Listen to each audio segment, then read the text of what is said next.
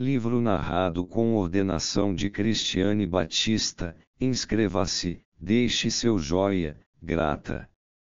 Carl Jung. O eu. A circunstância de lidar com a psicologia do inconsciente fez-me deparar com fatos que exigem a elaboração de novos conceitos. Um destes conceitos é o do si mesmo, selbst. Refiro-me, com isto, não há uma grandeza que venha ocupar o lugar daquela até o momento designada pelo termo eu, mas há uma grandeza mais abrangente, que inclua o eu.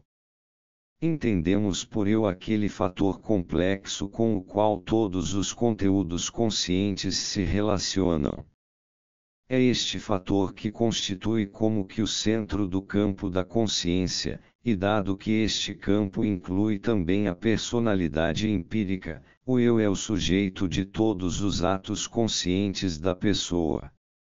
Esta relação de qualquer conteúdo psíquico com o eu funciona como critério para saber se este último é consciente, pois não há conteúdo consciente que antes não se tenha apresentado ao sujeito.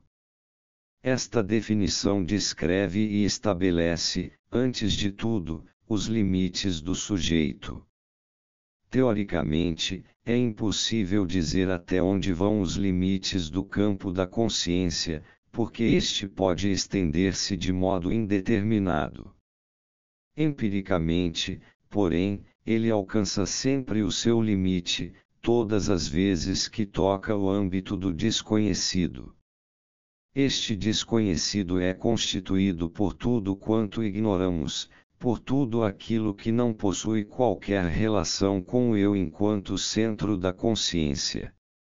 O desconhecido se divide em dois grupos, o concernente aos fatos exteriores que podemos atingir por meio dos sentidos, e o que concerne ao mundo interior que pode ser objeto de nossa experiência imediata. O primeiro grupo apresenta o desconhecido do mundo ambiente, e o segundo, o desconhecido do mundo interior. Chamamos de inconsciente a este último campo. O eu considerado como conteúdo consciente em si não é um fator simples, elementar, mas complexo, é um fator que, como tal, é impossível descrever com exatidão.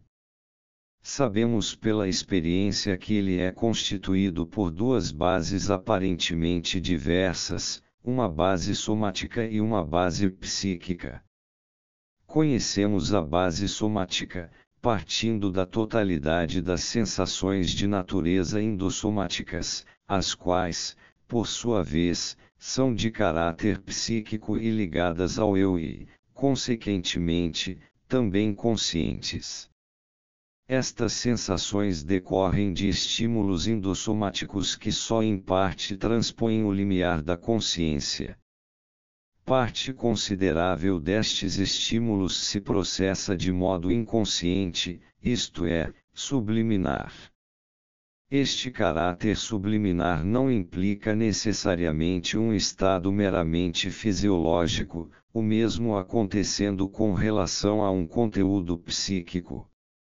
Eles podem, eventualmente, tornar-se supraliminares, isto é, podem transformar-se em sensações.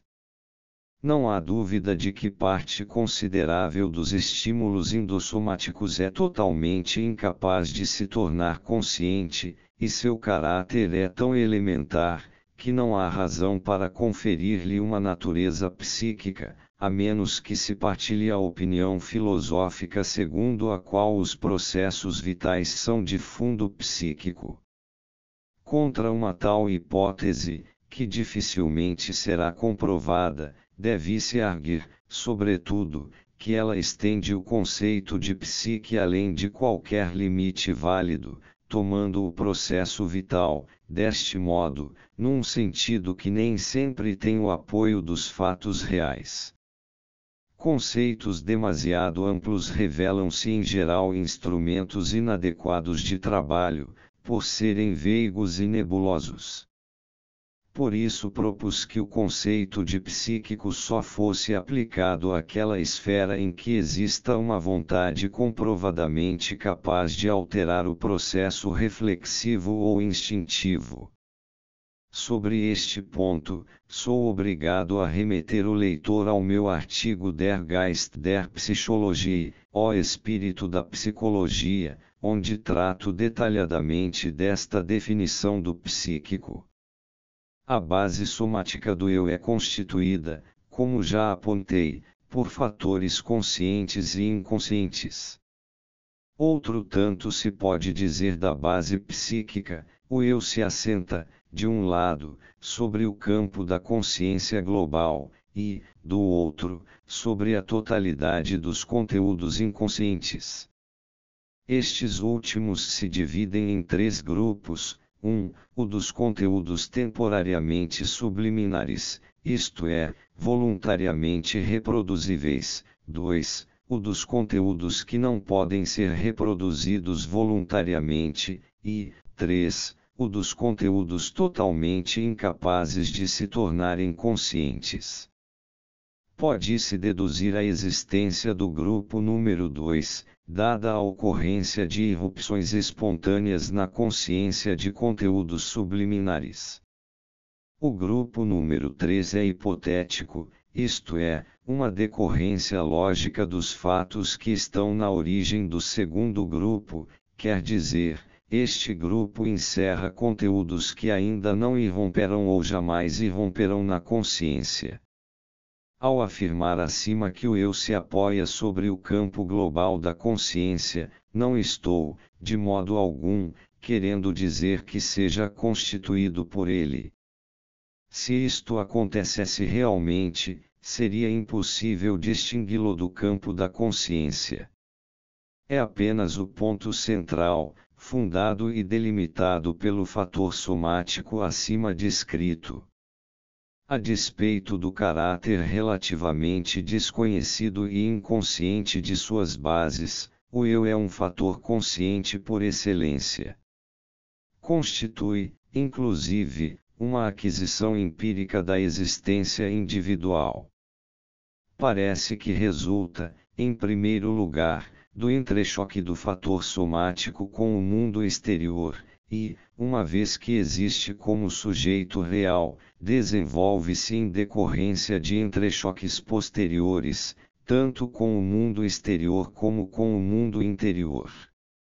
Apesar de desconhecermos os limites de suas bases, o eu nunca é mais ou menos amplo do que a consciência como tal.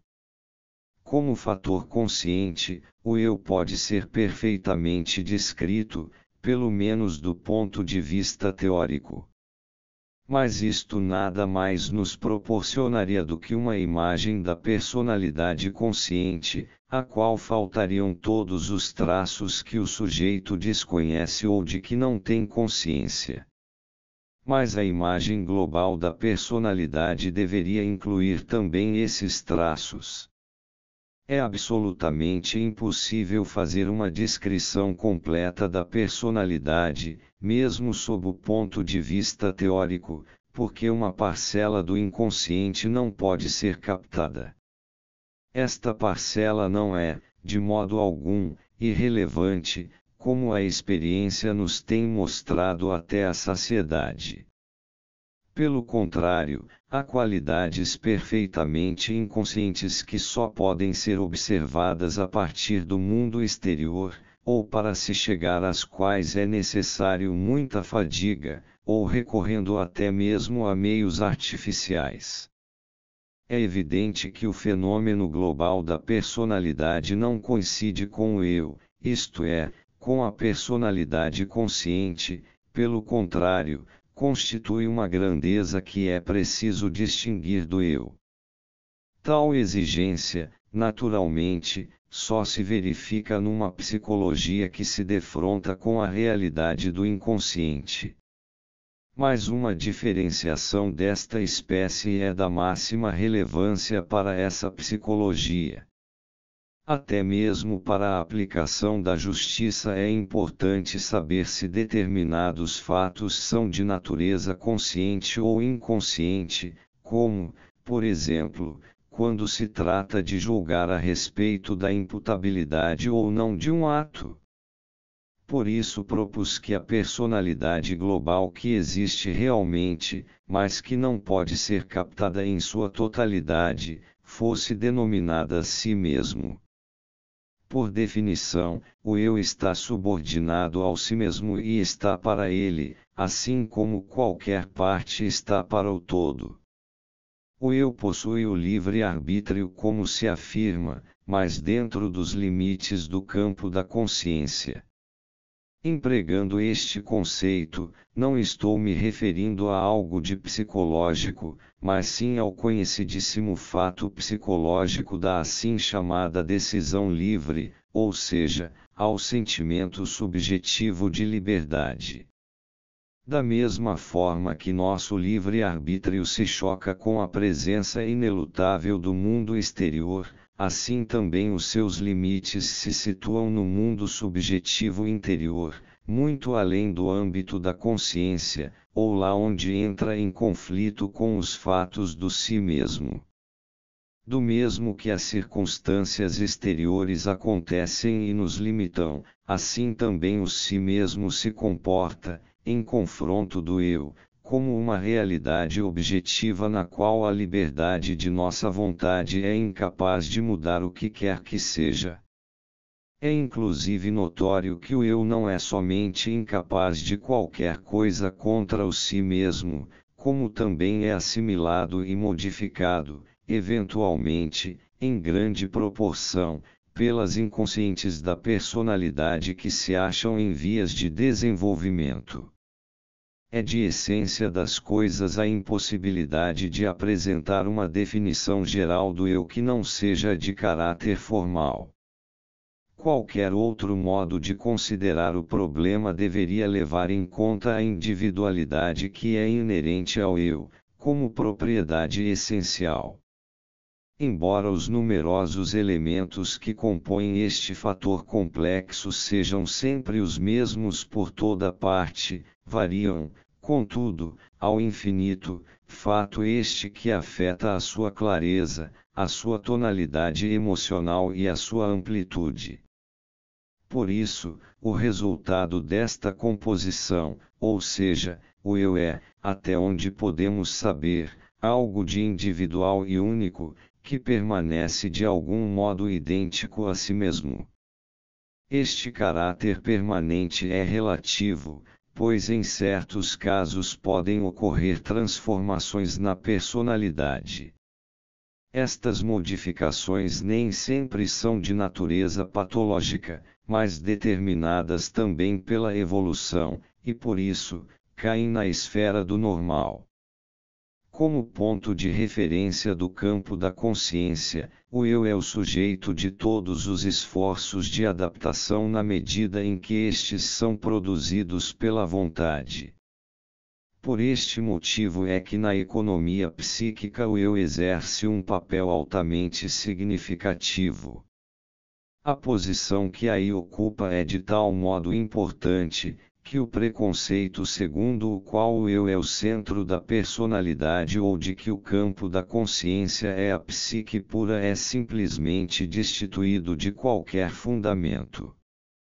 Executando-se as alusões que encontramos em Leibniz, Kant, Schelling e Schopenhauer e os esboços filosóficos de Keras e de von Hartmann, foi somente a psicologia moderna que descobriu, a partir do final do século XIX, com seu método indutivo, as bases da consciência, demonstrando empiricamente a existência de uma psique extraconsciente. Esta descoberta relativizou a posição até então absoluta do eu, quer dizer, este conserva sua condição de centro do campo da consciência, mas como ponto central da personalidade tornou-se problemático. Constitui parte desta personalidade, não há dúvida, mas não representa a sua totalidade. Como já mencionei, é simplesmente impossível saber até onde vai sua participação. Em outras palavras, é impossível saber se é livre ou dependente das condições da psique extraconsciente.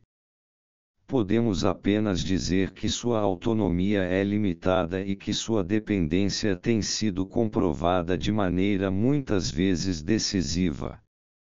Sei, por experiência, que é melhor não subestimar a dependência do inconsciente. É óbvio que não se pode dizer tal coisa àqueles que já sobreestimam a importância do inconsciente. Um critério para saber em que consiste a justa medida nos é dado pelas manifestações psíquicas subsequentes a uma apreciação errônea. Sobre isto voltaremos a falar mais adiante. Dividimos o inconsciente, acima, em 3 grupos, sob o ângulo da psicologia da consciência, mas é possível dividi-lo também em 2 campos, de um lado, o de uma psique extraconsciente, cujos conteúdos classificamos de pessoais e, do outro, o de uma psique cujos conteúdos qualificamos de impessoais, ou melhor, coletivos.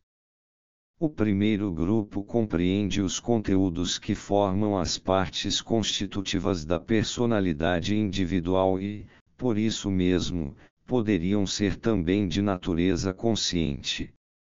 O segundo grupo representa uma condição ou base da psique em geral, universalmente presente e sempre idêntica a si mesma. Evidentemente, uma afirmação como esta não é mais do que uma hipótese a qual fomos levados pela espécie de material que colhemos ao longo de nossas experiências, embora seja muito provável que a semelhança universal entre os processos psíquicos se deva a uma regularidade igualmente universal, da mesma forma pela qual o instinto que se manifesta nos indivíduos representa a expressão parcial de uma base instintiva universal.